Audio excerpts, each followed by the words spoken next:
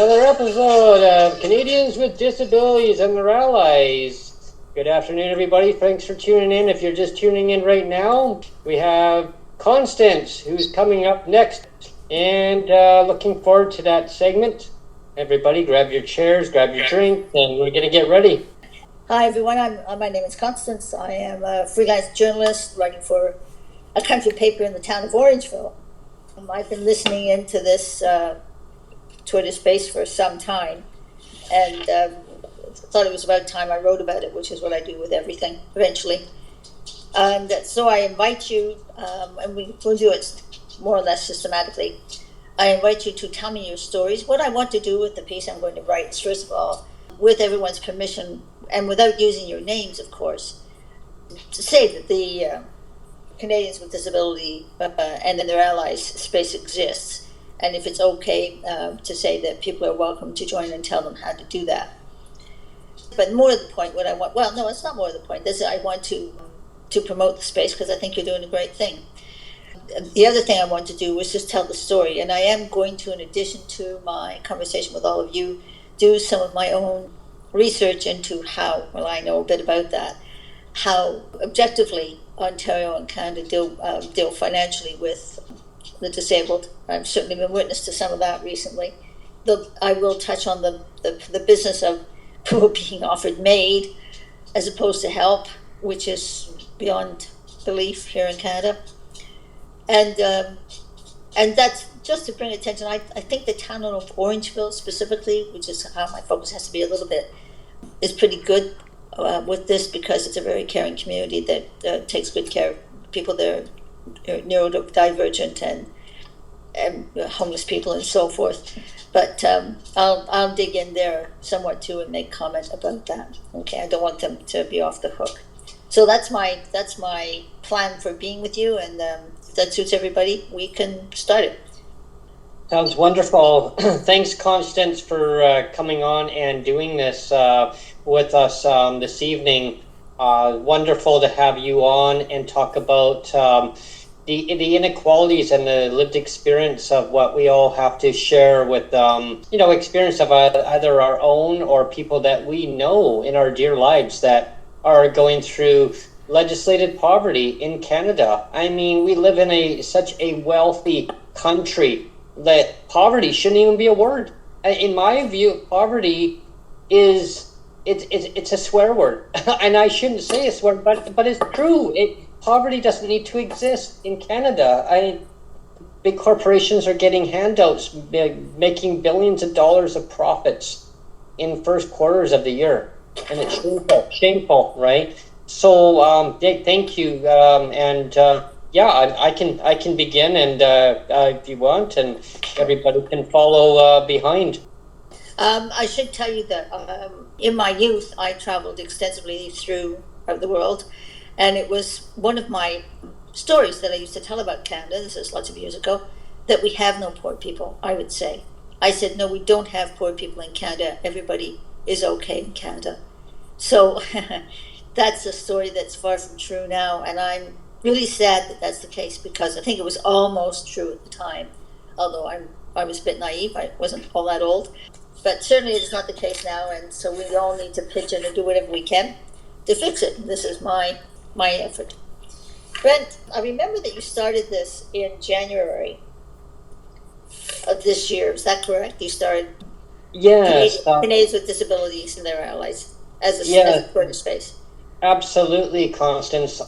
I call it the show. Everybody knows it. The show they come to, and they look forward to a new celebrity or a new special guest that I would have coming on. But just to rewind it to the beginning and that's always the best place to start, is the beginning. There's the beginning parts, yes, right. I know. I always have the humor that goes with that. But, people say, well, the beginning or the end. Well, Brent, the beginning would be the best. So the beginning is, I had put a lot of thought into getting a group together and bringing people together. And I couldn't figure out at first, what was it that I really wanted to accomplish?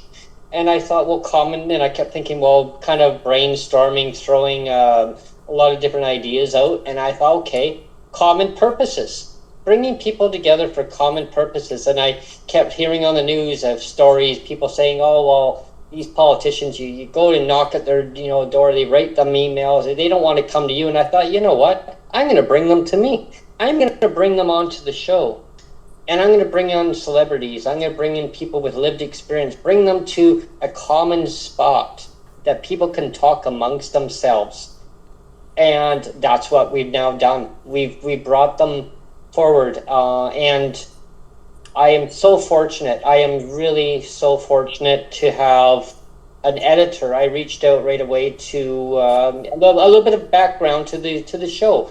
So I reached out to Neil, who, I had never met Neil Matheson in person before. I've communicated with him, and a strong advocate, just like myself and many others. But I communicated back and forth with him. I said, this is my idea. I want to do this. I just need a little bit of help to figure out, well, what are we going to do to get this going? And so he says, well, it's your puppy, right? This is your game. Like, this is what you want to do. And I'm here to support you. And I reached out to Evil Flightless Birdie, and I reached out to Patricia and so many others. And Greg, I thank you so much too. And then I got to meet Dan along the way, and Nicholas and Christopher and B, and Alan, and everybody here. Macman, he come on too, right? And there's so many people now. Just recently, Auntie Ellie has now joined in. So as you can see, Constance, I've brought so many more people together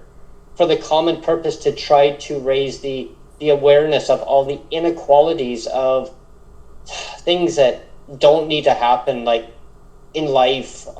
Going forward with that, when I launched this, it's been so successful of learning from people.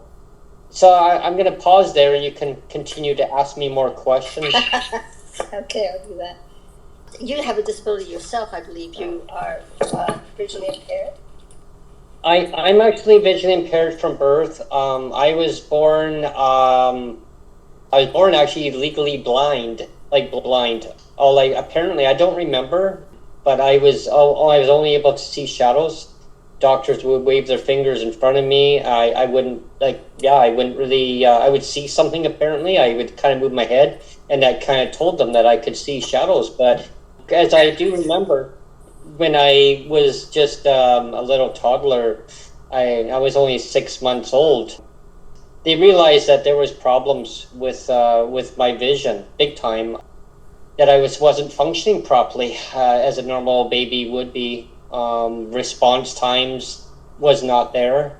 My balance apparently was off and everything. They had to put me through some kind of rehabilitation to learn how to balance myself, because when my vision was off, it throws your balance off, right? So and so I didn't know all this stuff. I learned a lot more to myself when I became a little younger, and then when I became a teenager, I really learned a lot. But I remember when I was 8 years old, she's seven, and I was just about turning my 8th birthday. My mom took me to a specialist, and I remember playing with this elevator going up and down. That was my thrill of the day. They didn't like that too much, because I would go in the elevator and I'd press all these buttons. I'm like, well, what do these buttons do? Oh, up and down. I'd play with them. I'm like, oh, but for me, the light would shine and it would be nice and bright while I could see really good. And I thought, hey, this is neat. Well, people didn't find it very amusing. My mom's like, well, this is the floor we get off on. And I said, oh, have a nice day, people. Waving my hand, they looked at me like not too impressed. So I went in to see a top specialist in Canada, who my family doctor had referred me to, and I didn't know that. My mom had taken me in. When I say I referred to as my mom all the time, as my mom had brought me up as a single mother, because my dad left when I was 8 years old. They separated due to issues that my dad had to deal with in life. So my mom brought me up as a single mother with my brother. My dad realized too, he wanted what was best for me, and so I went to see a specialist, top specialist. They determined that I needed to go in for eye surgery. It was very delicate surgery. It took them hours. I think I think it was like 7-8 hours it took to make sure it was very precise. and they moved the pupils over to centralize wow. them. Yeah, they moved the pupils over very decentralized them. But because I have a unique eye condition, they figure, okay, it was astigmatism. But they determined that no, it wasn't just stigmatism with the eye condition. It was a hereditary condition that I was born with. I don't mind sharing this information with you guys. It's called congenital nystagmus, and it's a hereditary condition from birth. They tried to determine where did it come from, what side of the family. Well, I was adopted, so my biological mother didn't really want to go through the procedure, but anyway, long story short, that it now determined that it has got passed down through the genes, through the family tree. Yeah, in the future, I mean, it would determine like what side in the family would that get bounced off to, right? So with that being said, I had the procedure done. It left me with, it was a 50-50 chance that I would be the same as having very low vision, or it would leave me with astigmatism with the same condition, but not less, not worse. And it was successful. So it was a celebration. All I do remember when I was a child is I was very sick. I was vomiting. I was very, very sick. Like it left me pretty sick for a while. And I guess that was one of the side effects. Yeah, I mean, I was going to Children's Hospital. They sent me there for observation for, I guess I was there for a couple months, 3 months maybe. Yeah, it was 3 months to learn how to walk properly, how to balance myself, and I had to go and sit on these big giant balls and learn how to balance myself.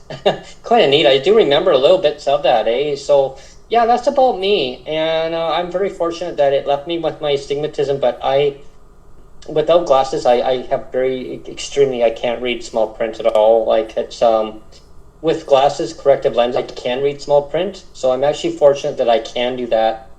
Without that surgery, I don't know where I would be. I just know my life now, and I remember back when I was a child of the difference between then and now. Would I change anything? No, no. It's just me. I'm just a happy-go-lucky guy who just wants to make people happy going forward.